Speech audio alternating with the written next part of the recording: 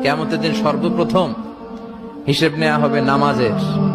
নামাজ, বিশ্বনবী ইন্তেকাল করবেন, রুহু বের হয়ে যাচ্ছে, দুই তিনটা শব্দ বললেন, এর মধ্যে একটা ছিল সালাত, উম্মতেরা নামাজ, নামাজ।